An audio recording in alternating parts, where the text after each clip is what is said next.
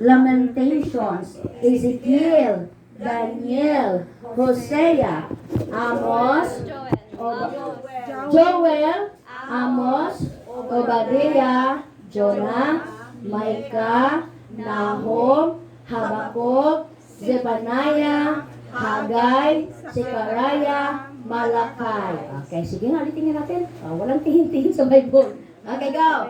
Go. Genesis, Exodus, Leviticus, Numbers, Deuteronomy, Joshua, Judges, 1st and 2nd Samuel, 1st and 2nd Kings, 1st and 2nd Chronicles, Esther, Ezra, Nehemiah, Esther, Job, Psalms, Proverbs, Ecclesiastes, Song of Solomon, Isaiah, Jeremiah, Lamentations, Ezekiel, Daniel, Hosea, Joel, Amos, Obadiah, Jonah, Micah, Nahum, Habakkuk, Zephaniah, Zechariah, Malachi. Very good students. 100% all students. Ayan. Tingnan natin kung tama. Sige nga. Go. Matthew, Mark, Luke, John, Acts, Romans, 1st and 2nd Corinthians, Philippians, Colossians, 1st and 2nd Thessalonians. Wala siyang Ephesians. Wala pa siyang Ephesians. Bakit? Wala dito sa akin? Ata slide na timali. Hindi niya sinundan. Wala ka pang Ephesians. Nag-Philippians ka na. May Ephesians ako. Ay pagka-paste na. Oo. Mayroon ako Ephesians. Okay? Ephesians, sige sundan na niyo. Philippians na tayo go. Philippians, Colossians, 1st and 2nd Thessalonians, 1st and 2nd Timothy, Titus, Philemon, Hebrews, James, 1st and 2nd Peter, 1st and 2nd 3rd John, Jude, Revelation. Okay, ulitin natin. Go. Matthew, Mark, Luke, John, Acts, Romans, 1st Corinthians, Ephesians, Galatians, Philippians, Colossians, 1st and 2nd Thessalonians. 1st and 2nd Timothy, Titus, Philemon, Hebrews, James, 1st and 2nd Peter, 1st and 2nd and 3rd John, Jude, Revelation. Ayan. So, memorize daw natin yan ha. Assignment natin. So, you have, in the first class on Saturday, meron tayong book name memorization. Ayan. Okay. So, 27 books from the New Testament and 39 books from the Old Testament. Ilan lahat? 66. 66. Ayan. Now, 66. itong gagawin natin. This is your assignment. Pakikopya nyo. Paki-ano nyo na lang. Saan? Paki-picture. Ayan. Kung hindi namin mamimorize, mahina na. Matanda na Pwede kaya ka kami. pwede naman pasiplat-siplat sa kopya. May tanong, ma'am. May tanong. Ano, sir? How about yung 72 books? Yung Apocryphal apocryphal man books. Oo nga. Sabi nila yung books na yon hindi kinasihan ng Holy Spirit. Pero binabasa ko pa rin, parang sa ano ko lang yun. Parang history ko lang yun. Apocryphal. Oo. Kasi ang ganda kaya ng pinto nun. Sa totoo lang. Oo. Ang ganda kaya. Pero, hindi, kasi during that time, Silent. sa Greek na mga Greek people, yung tinawag na Hellenics, nasa kanila nangyari yun. Hindi nangyari sa buong Israel. Parang doon lang sa grupo ng Hellenic people, nangyari yung magkakapatid na merong ano doon, na magandang story niya na naging hero siya. Pero ginagamit ka ng Catholics. For ano lang sa atin, for history lang, pero hindi natin pwedeng dalhin sa preaching. Yun. Kasi, Buti ko pa na nakakuan sa siyo. Prince sila rin. oo, sobra.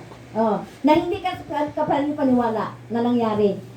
Pero sabi ni Jude, minention niya about kay kay Enoch. Di ba? Kay Jude. So, kay Jude, yung panahon ni Jude, naniniwala sila dito sa Hellenic. O si Jude, galing siya sa Hellenic na na tribo. Yan. Okay. So, paano natin i-categorize ang mga ito? Paano nyo malalaman yan? Kunwari, the book of law, the Pentateuch, 5.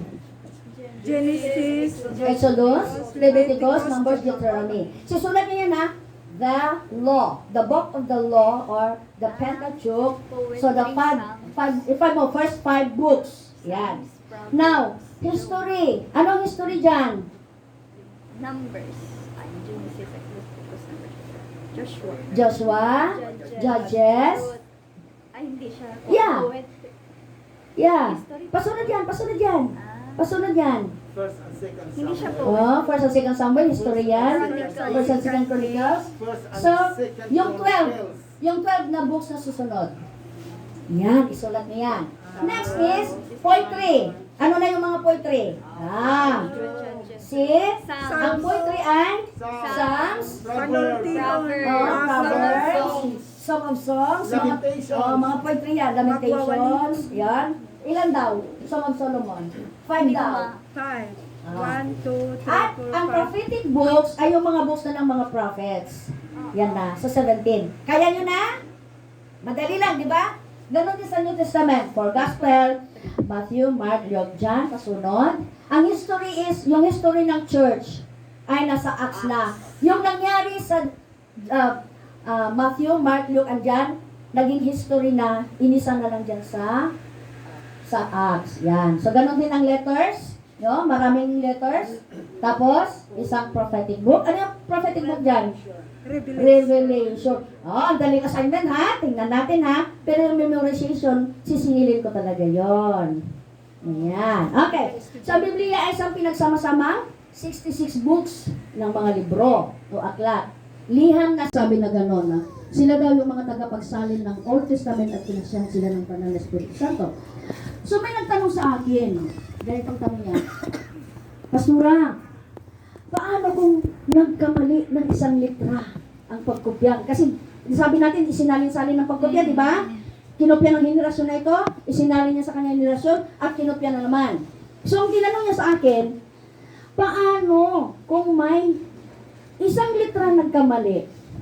So, ibig sabihin ba may mali ang Bible? Sabi niya. Okay? So, anong posibleng sagot sa tinanong, kung tanungin din kayo? Ano yung posibleng sagot nyo? Ang ginamit ng Panginoon ay yung 70 scholars, kinasyahan ng Banal na Espiritu Santo, and the Holy Spirit is perfect, so the Bible is perfect. Ulitin natin. Pag may nagtanong sa inyo, may mali man yung Bible, may isang litra dyan na mali. Ano sasabihin natin? Ang mga ginamit ng Panginoon ay mga 70 scholars, kinasyahan ng Banal na Espiritu Santo, and the Holy Spirit is perfect, so the Bible is perfect. Yan, yung ating sagot na. So, ito naman, punta naman tayo dito sa Dead Sea Scroll. Noong 1947, natuklasan nila yung balumbon ng kasulatan, no? Nasa kuweba, malapit sa dagat na patay. Dead Sea Scroll ang tawag nila doon. No? Naniwala ang mga mananalaysay na o mga historian na may mga scribes o mga professional na uri ng tao na gumawa ng pagkukopya. Ayan. At itinago ito para ma-preserve. At ang eskribang Hudyo na nangangalaga ng kasulatan nito dahil sa pagkawasak ng Jerusalem noong AD 70, nawasak, so hindi nila pwedeng dadalhin na doon yung mga scriptures, itinago ngayon sa kuweba ng Dead Sea, yung malapit sa Dead Sea. So, tinawag nilang Dead Sea Scroll. Yun. At doon nakatago, at ikinumpara nila, nung makita nila yung matagpuan, no? Ang nilalaman nito sa lumang tipan, ang pinagtaguan ng kopya, ay pare-pareho. Walang mali. Imagine mo, ganun preserve ng Diyos ang kanyang salita para darating sa ating panahon ngayon. Amen? Ang galing, no?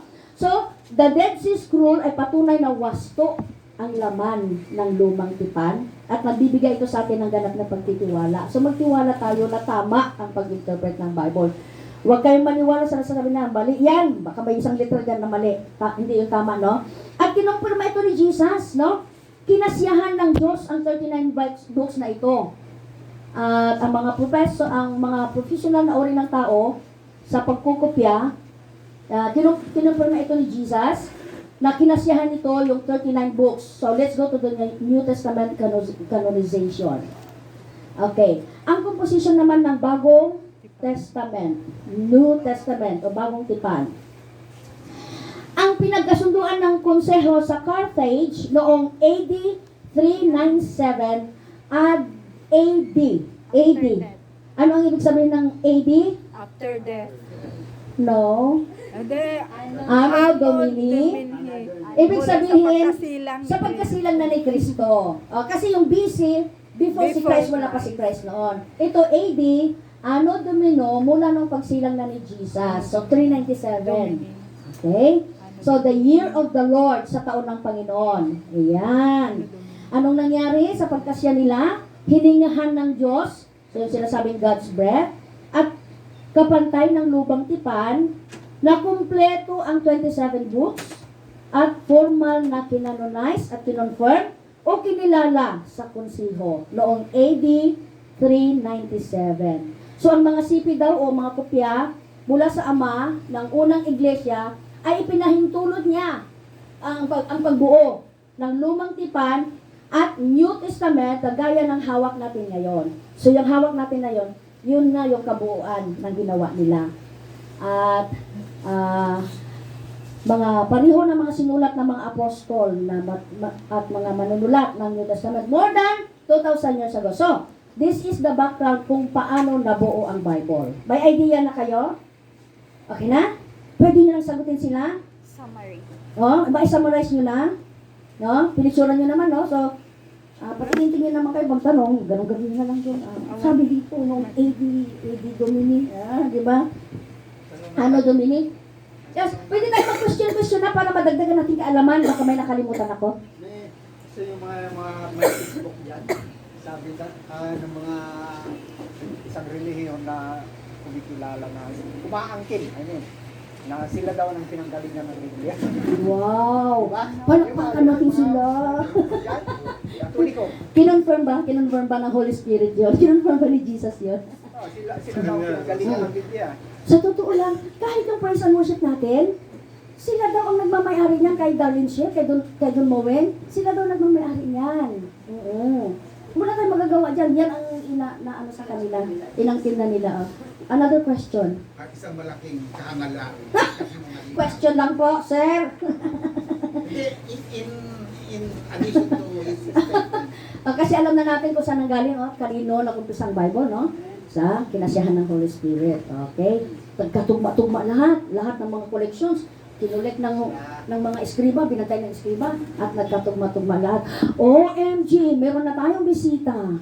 Patay tayo dyan. Okay. Alauna pa yun sila. Makinig kayo ng preaching clinic namin dito. Yeah. Papasukin mo sila para may question para mas marami pa tayong malalaman. Malay nyo, tuturuan talaga tayo ng Holy Spirit. Hindi ko man masagot, but the Holy Spirit will teach us. So, magandang bagay ito. Okay. So nabuo ng Bible, no? I know it was a new experience to the most of us na umattend ng preaching clinic. This is your first time to attend preaching clinic. Diba? No? So, nakonduct natin dito sa Villamor. So, a new experience for individual who have interest. No? So, I hope na magkaka-interest tayo dito. This preaching clinic is open to all, for anyone, no matter who you are. You are already a preacher, you can join here, or you want to preach, you can join here, or gusto mo lang ma-interpret ang Bible, you can join here. Lalo na itong mga young people natin. Later, tuturuan ko kayo kung paano mag-reach out sa mga campuses ninyo. Meron akong ituturo sa inyo na style kung paano kayo maka-reach out. So, kung tinatawag ka ng Panginoon na you preach, don't delay. Say, yes! Gusto kong mag-preach. Yan. Akala ko ng worship leader lang ako, ng Word for the World Davao.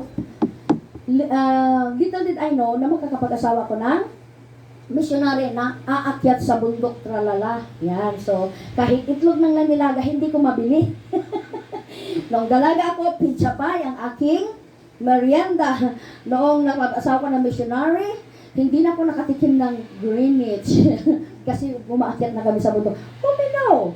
One of you here will go as a missionary. One of you here will preach the gospel. And one Will of preach you to the here- teacher, and to the one of you churches. here will become a vice governor.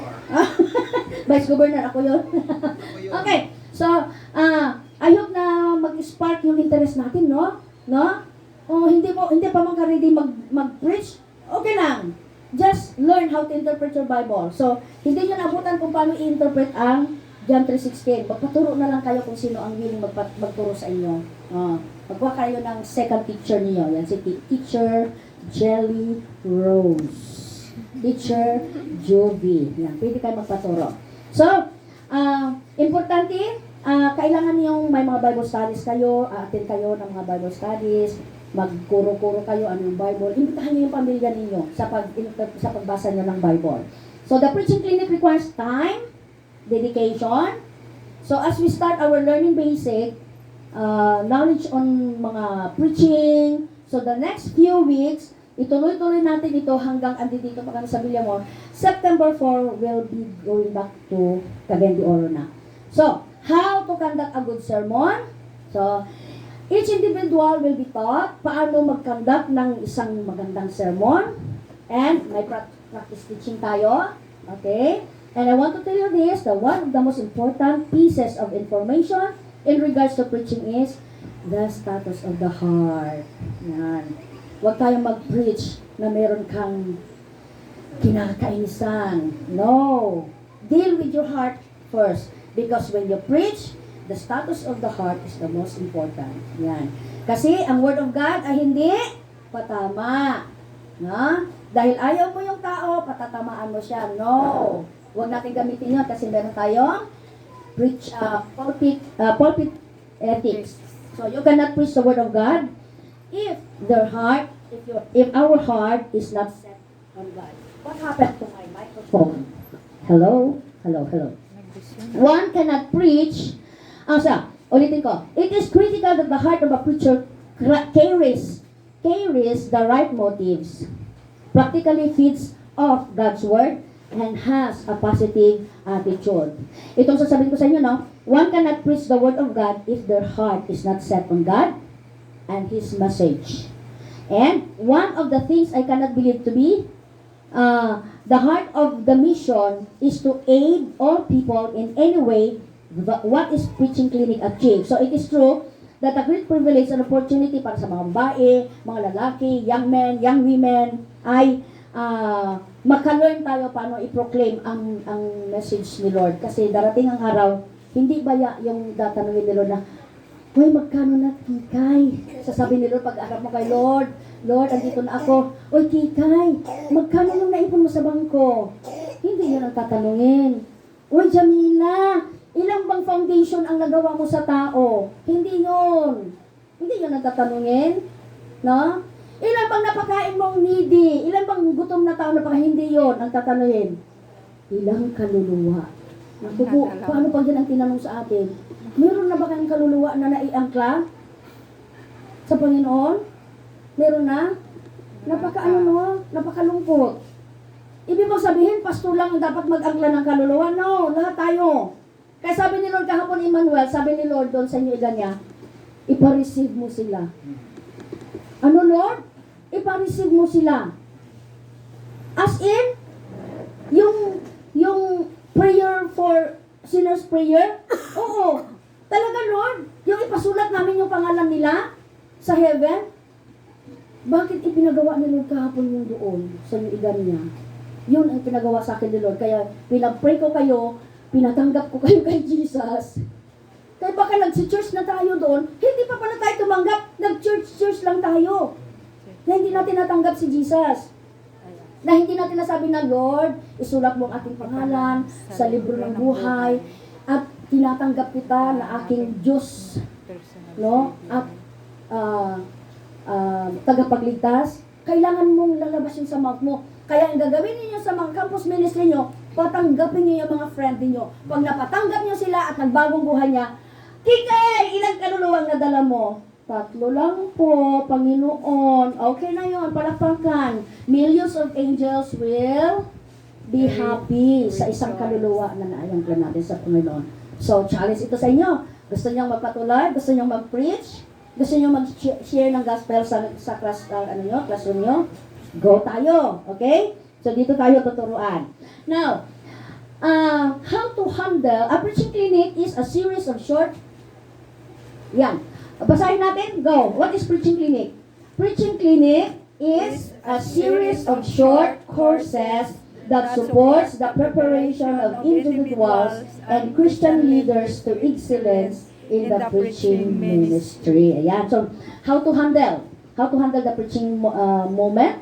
Through, siyempre, pag mag-preach ka, ano gagawin mo? Devotional preparation. Mag-pray ka, Lord, i-anoint mo yung word mo. No? Manuscript preparation. Ano yung Bible na pinag-prepare mo? Yung pinag-preach ko doon sa River of God, sabi ni Lord, hindi yun ang ipipreach mo doon sa New Iganya. Ha? Bakit, Lord? Hindi pa sila prepared doon sa ganun na preaching. Ang bigat ng preaching doon sa River of God. Grabe. So, iniba ni Lord. So, yung manuscript, dapat intindihin natin kung ano ang pinapapreach sa atin. So, and preaching preparation. Kailangan mong mag-prepare, mag-study. Ano bang ibig sabihin nito? Punta ka sa Google, tingnan mo yung meaning niya. Okay? So, in-study ko about sa LXX Septuagint. Okay? Type mo ang Google. Maraming salamat sa Panginoon. Meron na tayong Google na pwede tayong mag-ask. Yan. So, I believe na pag pislit kayo ng pislit ang cellphone ninyo, ay nagre-research na kayo. Hindi lang puro TikTok, Reels, no? Mobile Legend. Ay, ang highest na yung rank. Meron na daw nakaabot dito ng 4,000 level ng Candy Crush. Tita. Ano na, sa 500 pa lang ako, hindi ko na matapos-tapos. Noong 2000, ano pa yun, no? Oh. So, kung gaano tayo mag-rank up sa ating mga Candy Crush, mga Mobile Legends, yan. Anong bago ngayon? ML. Mobile Legends nga. Ano pa? May bago na ngayon. Ha? COD? Cash on delivery? Baril-barilan. Gusto natin mag-rank up doon. Kasarap mag-baril, no? Ano kayang pinapadevelop sa atin ng world? Bakit nga gusto niya tayo mag-baril-baril, no? Oo, at gusto din natin mag-rank up. Grabe! Pero kung gaano yung gusto mag-rank up sa inyong mga Mobile Legends, sa inyong mga ano dyan, kailangan mo na mag-rank up tayo una dito sa ating pagbabasa ng ating Bible. Hallelujah! So the most visible part of pastoring is upfront teaching and preaching and demands I have the preparation. O, naka-prepare na ako, Lord. Ito palang gusto mo, Lord. Sige, Lord. Ito ang ibibigay ko sa inyo, iganya. Sa dami ng preaching na i-prepare ko, yun pa ang pinapreach ni Lord. Kasi daw sa inyo, iganya, may dalawa silang pinapakinggan. Yung roar ng devil at roar ng Panginoon. Nahati. So, yun ang pinapreach ni Lord kahapon. Okay? And sa preparation, under preparation, pero pa tayo dyan, yan. Kailangan alam mo yung scripture mo, alam mo yung audience mo, kung ano ang para sa kanila, Lord, ano ang para sa inyo iganya. Nag-pray talaga ako. Sabi ni Lord, roar. Kaya sabi ko sa kanila, sabihin nyo nga na malakas, roar. Yung kasing lakas ng leon. Ayon. And knowing how to connect with each other. So, yung Word of God makakonect sa bawat isa. And, step by step, guide to writing sermon. So, kung paano tayo gagawa ng sermon, ma-learn natin yan later on. And we'll be taught preaching styles, the good, the bad of preaching. Meron din bad preaching. Yung puro lang sa sarili niya gagamitin. Ituturo rin yan sa next meeting natin. Empowering individual in handling preaching moment, etc., etc., etc. Marami pang iba. Okay?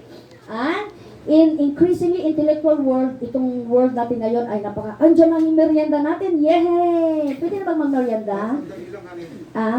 John Wesley, come here. Documentation. O, sige. Documentation. Kasi lalabasan sila eh. Kasi, Marami pa mawala. mamaya, for the second time, landscape mo, Domingo, alisin mo yung sunglasses mo muna para makita ka sa video. Para makita mga beauty. Bahala na kita, hindi mo makita. Okay. Ready.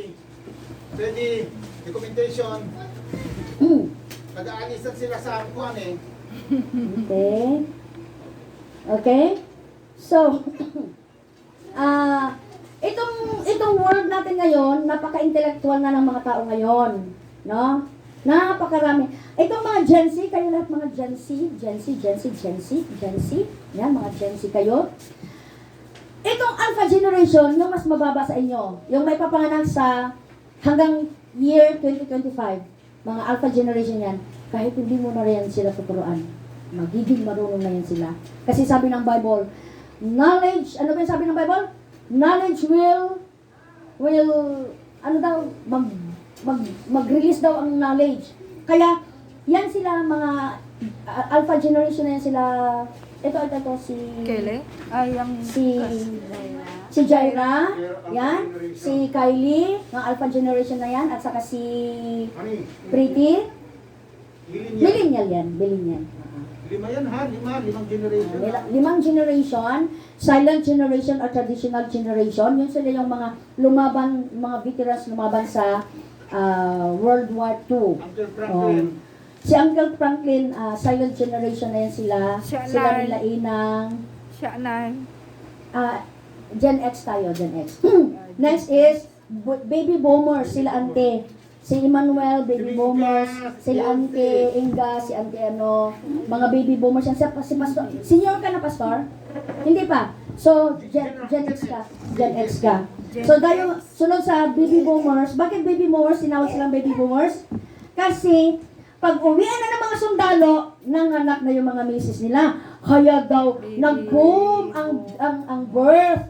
Nag-iiyakan ng mga baby. So, baby boomers ang tawag sa kanila, yung anak ng mga veterans.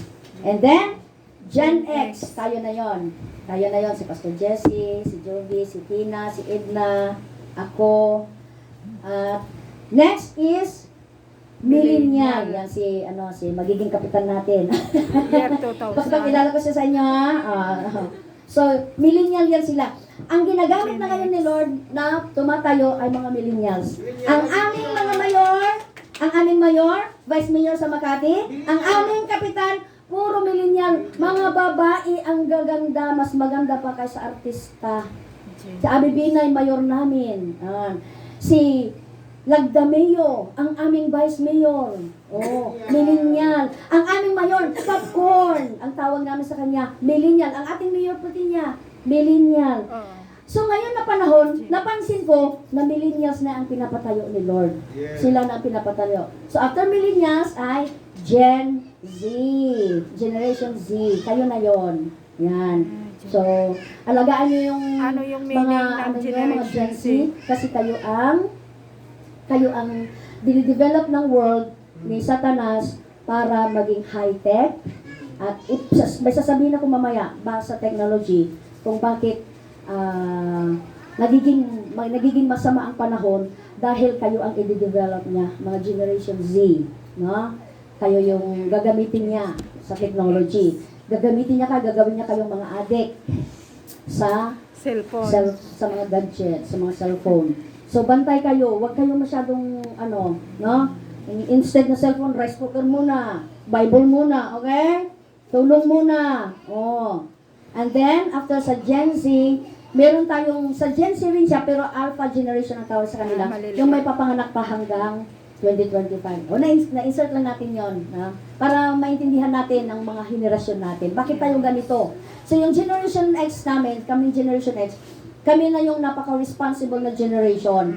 Yung kami na yung sumusunod sa mga baby boomers. Yon. Honey, yung Generation X yung magaling at mahusay mag-adjust. Mag-adjust. Oh. No, millennial yon.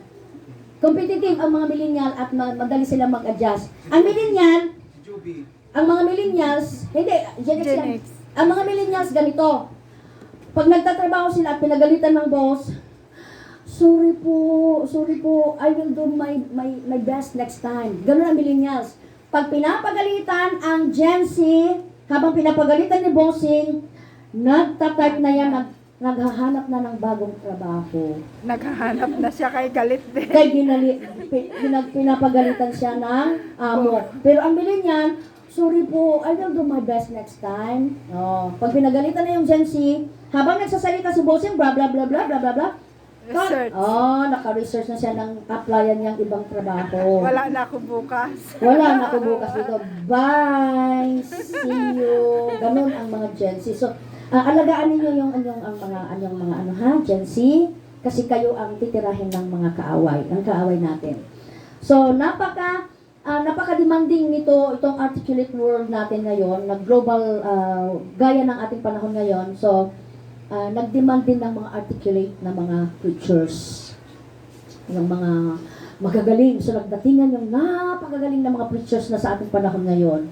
Kaya itong programa na ito, para sa ating mini Bible School, ini-require tayo, first is class participation. Yan.